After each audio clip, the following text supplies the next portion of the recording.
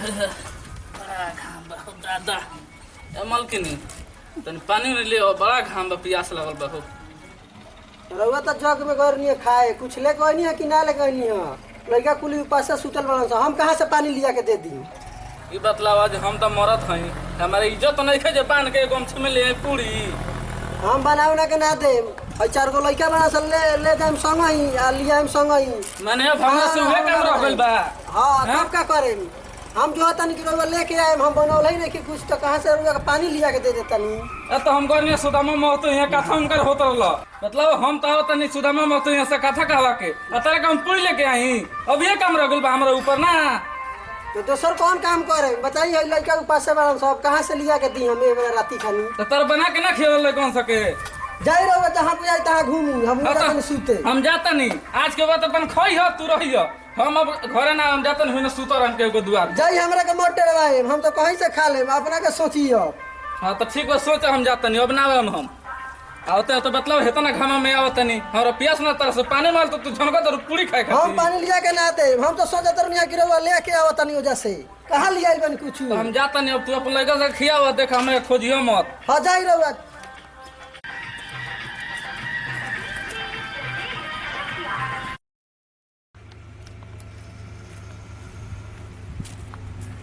बाप रे, खाना में तो मुआ के रख दिल सब। पंडित जी के घर है, पंडित जी के घर। ए पंडित जी नमस्ते। आप पंडित जी कहाँ बनी? पंडित जी तो होने सवाई नहीं गइल बनी दिनेश सिंह के द्वार पर मरवावे। मरवाओ गनी हो? अच्छा ठीक बा, हम चलते नहीं पंडित जी के खोजे के कहाँ मरवाओ तनी वहाँ के।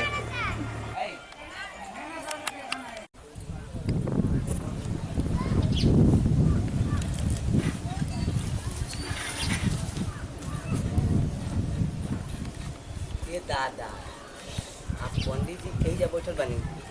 पंडित जी पाव लगिले। हां खुश रहो जजमान, खुश रहो। आज पंडित जी हमरे घरे कथा कहवावे के बा। कहिया? काल। अच्छा हां तो काल आइब नो कथा कहवावे। हां जन केकरा घरे नामो कहो? नामो सुदामा तो घरे। अच्छा अच्छा अच्छा आइब नो। हां तो काल आ जाए एकदम टाइम ली, ठीक बा।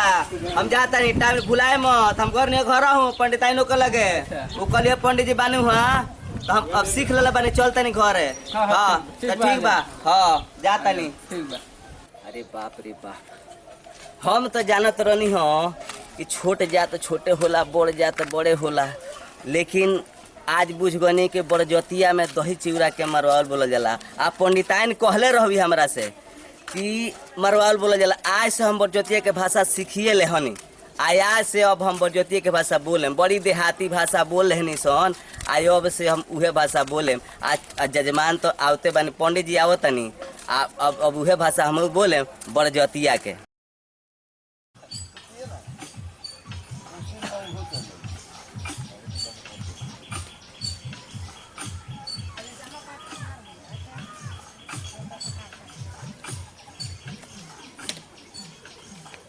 बबुआ सुदामा महतो के लड़का बना हो। अरे की बोलता? हाँ पंडित जी गोल लगिले, खूब खुश रहो, खूब गोल लगिले। खूब आ सब व्यवस्था को रखले बानी, आज टाइमली से रहुआ से आगन हो एकदम। व्यवस्था बनू? हां व्यवस्था कर के चल जल्दी में अभी बियाह कराओ जाए। हां चली बियाह कराओ तो बाद में जानते हमर कथवा कह दी। चलो चली चलो। आई पंडित जी आई सब जुगाड़ के तो हम रखल ही बानी। देखी जुगाड़ एकदम बढ़िया, कथा पूजा बढ़िया से कराएम पंडित जी। हां जजमान बैठी।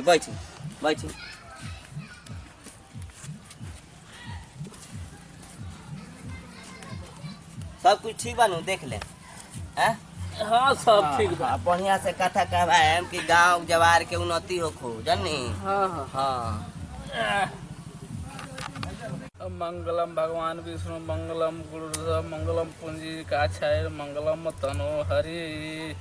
हाथ दबा बुआ। पंडित जी बढ़िया तनी कथा कहवाएम। हाँ गांव के उन्नति खातिर हम करत तनी, ठीक बा। हाँ एकदम बराबर कथा होके के चाही।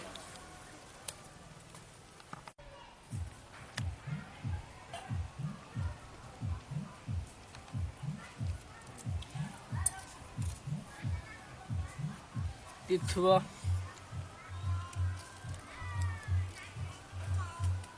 पूर्वाय नमः, दक्षिणाय नमः, उत्तराय नमः, पश्चिमाय नमः। तु सुखिनः सर्वे सन्तु निर्मले सर्वे भद्राणि पश्यन्तु मा कायचन दुःख भाग भवेत् ओम मंगलम भगवान विष्णु मंगलम गरुध्वज मंगलम पुंडरीकाक्षी मंगलायम तनो हरि।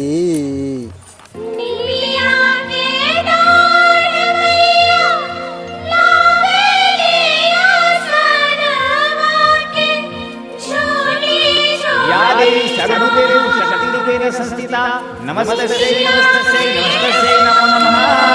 या देवी सर्वभूतेषु लक्ष्मीरूपेण संस्थिता नमस्तस्यै नमस्तस्यै नमस्तस्यै नमो नमः। या देवी सर्वभूतेषु लज्जारूपेण संस्थिता नमस्तस्यै नमस्तस्यै नमस्तस्यै नमो नमः। या देवी सर्वभूतेषु शान्तिरूपेण संस्थिता नमस्तस्यै नमस्तस्यै नमस्तस्यै नमो नमः। या देवी सर्वभूतेषु विद्यारूपेण संस्थिता नमस्तस्यै नमस्तस्यै नमस्तस्यै नमो नमः। श्रीमान पूजा तो संपन्न भइल। हाँ अब हमारे पाव पूजाई कर हाँ कुछ भोजन के व्यवस्था करब। हाँ पंडित जी हम चली घरे। सब कदल बनी चली जय जय कराए तनी पूजाई और कर दी। हाँ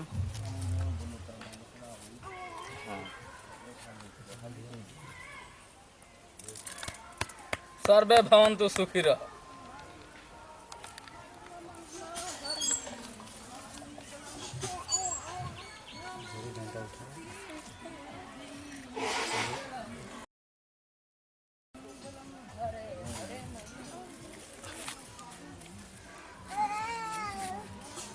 तब जजमान चलो कुछ खाए हाँ के चल व्यवस्था चल ऐसे करो। चल चल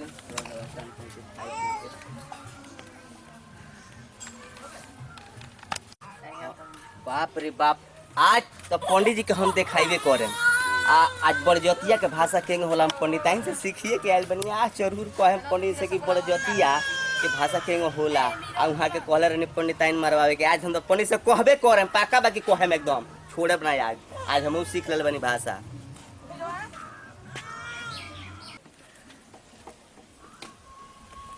जजमान भइल तैयारी हो। हाँ तैयारी बा पंडित जी। आई आई आई मान ले कि पूरी सब्जी तो बनले बा जय जय होकबे करी एमे टेंशन नहीं है कौनो। आज जय जय होकी लेकिन पूरी सब्जी बनले बा।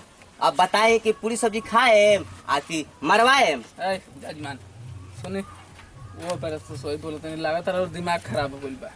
खराब हो ठीक गइल बा रो का कहनी तनी फिर से बोली तो। हाँ तो हम कहता नहीं पूरी सब्जी बनल बा पूरी सब्जी बनल बा तो पूरी सब्जी खाए आ कि मरवाए।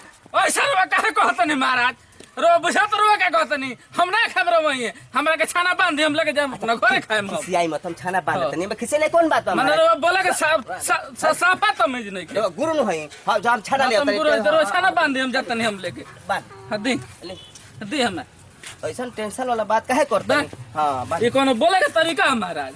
हैं? बुला के हमरा के द्वार पर बेइज्जती कराओ तो नहीं कोनो तमीज हो रो खाए कि एथी करवाए ये ठीक नहीं है। ठीक बा अच्छा हम जाते ठीक हैं बा, अपना खाना घर बना खा ले। गइलू। हां खाना बना हाँ खिसियाई मत जाता नहीं। खिसियाई मत।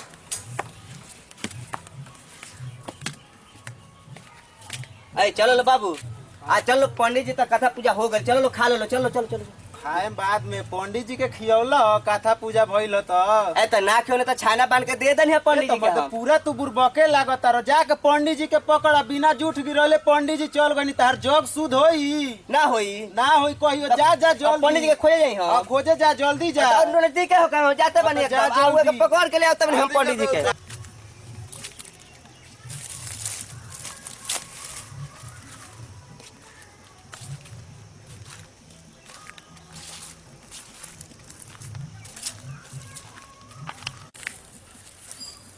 बबुआ तार घर रही जी हनु हाँ बाबा तनी एक काम कर थरिया तो रखल है बड़ा हाँ बाबा तनी हम चिवरा दे तनी हाँ तनी फेंक ले बड़ा जोर से भूख लागल बा हो और बड़ा बढ़िया छाह बा जी तनी हम तनी खा लेती।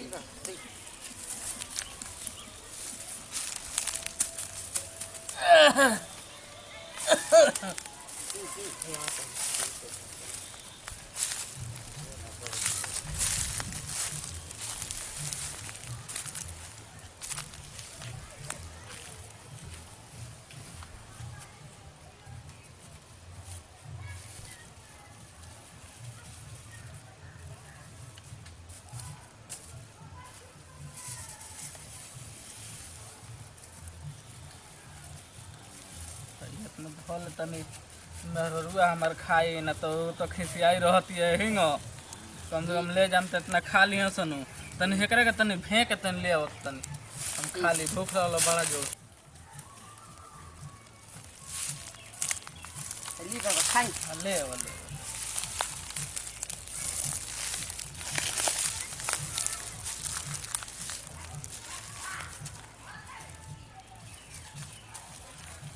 ऐसा जमान बाणस ये दहियो दल तो बह के कुली गमछी हमर खराब हो गई क्या करे सुखला सतुआ एथी खा ली चिवरा खाली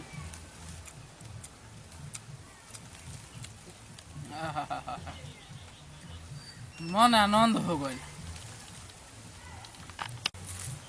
पंडित जी अरे पंडित जी अरे दादा हो दादा अरे पंडित जी अरे रोके आ कहता नहीं कि जब मरवाही करलो तो हेजा के मरवाओ तनी घरवा कोनी मरवाओ के तना भाई जब मरवाओ तनी घरे मरवा के ना हमारी इज्जत पर बाकी ना आ घरे कने मरवाओ के तना मरवाओ आ के हेजा मरवाओ तनी इधर वो ऐसन बात मत कही फिर वो मरवा काहे को अपने हमरा के हां खराब कर तनी हम तो जौन भाषा बतौने बोलत तनी अंदर और खराबी बाटे रो का बोलता नहीं हां तो हम घरे तो पंडिताइन कहत रहे कि दही चूड़ा के मरवाओ कहला तो हम मरवाओ कहते कोई खराब कर काहे खसिया बस जवान पर लगाम जवान लगा दी आ वो तो पंडिताइन कहत रहे कि मरवाओ गइल बानी बाबू साहब दीना सिंह के द्वार पर हैं बस पंडिताइन कहत रहे वैसे पंडिताइन कहले जे पूरी रो खाए के लिए काहे नहीं लेनी हो हम पूरी लेकिन ओसे रो कह दे जे बाबू साहब के द्वार मरवाओ गइल अच्छा तो गलती बका अरे गलती नहीं है कोनो बात हो ते मरवा वाला चीज नहीं खे ई मरवा वाला चीज है दही चूड़ा के मरवा वाला चीज अच्छा पंडित जी हम तो जानत नहीं आज चली पाव लगत नहीं रुआ के हम तो जानत नहीं हो कि मरवावे के कह जाला आज अब कहते अब ना कहे मत तो चल के घरे मरवावे के बता मरवा चली घर ही ना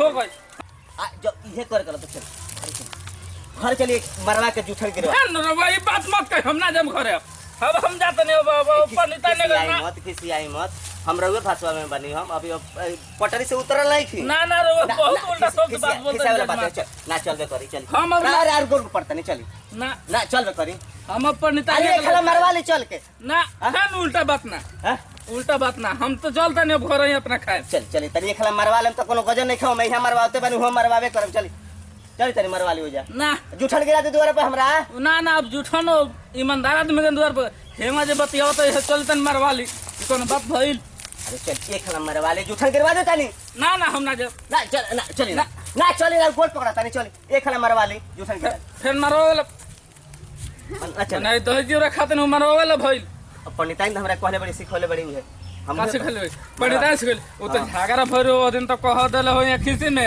जे गल बड़े दिना सिंह लगा मरवावे तर मरवात ना रही हो हम दही जीरा खाते नहीं मरवा त नहीं दही चूड़ा के मरवा ना कह जाला दही जीरा मरवा खा जाला ना दही जीरा खाइल कहल जाला दही चूड़ा खाई हां दही जीरा खाइल कहल अच्छा जाला तो ठीक बा चली दही चूड़ा खाई चल चली पूरी सब्जी बनल बाटे पूरी सब्जी खा लेम आना तो लेकिन पूरी सब्जी खियाई हो दही जीरा मत हमर रात के ना मरो हमरवा हां हेंगा मत बोले ना भाग जाए भाग जाए अच्छा चल ना अब ना बोलेम अब पूरी सब्जी खियाई हो हां पूरी सब्जी खिया दही जीरा मत खियाई हां अब पंडित में बड़ा मरवा ले बात ना मरवा वाला बात ना ना ना अच्छा ठीक है दही चूड़ा अच्छा ठीक है चली दही चूड़ा खाएम हां पूरी खाएम हां हमर रात के हां चल दुआरा पर चल चली अब उठन गिरा दी अब हम जग शुद्ध ना होई हम ना जाए जग शुद्ध होकर रवा ना मरवाएं तो जग शुद्ध ना पंडित का शराब बा अब हम ना जाए ना जाए ना जाए चली ना जाए हम जाता नहीं अरे गुड़ पकी तेरी बा रुगोल पका तो हमर गोड़ छुआ तो ना जाए हम जाता नहीं ना जाए ना अब ना जाए सच्चे ना जाए अब सच्चो ना जाए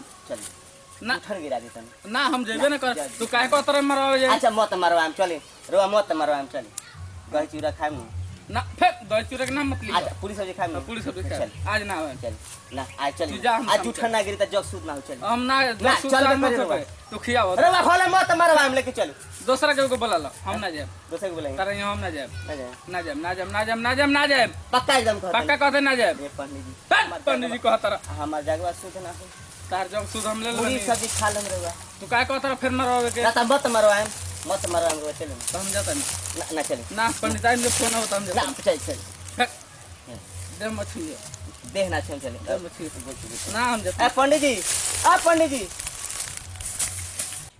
बोला कहता नहीं हम अजनई बे अर्जुन रोआ सब और पहल का कॉमेडी भी देख चुकल बानी हमरा आशा ना पूर्ण विश्वास बा जो कॉमेडी से बढ़िया हमरा के लाइक दे हम लोग कमेंट करे हम लोग रोआ से लाइक सब्सक्राइब और शेयर जरूर कर लोगिन रोआ लोग से पूरा प्यार दुलार हमरा चाही और वह अपन लड़का बच्चा हमारे समझ के अपन आशीर्वाद दी लोगिन जे से बढ़ के हमने के अपन कॉमेडी रोआ सामने पेश करी सो और वह हमने के देखी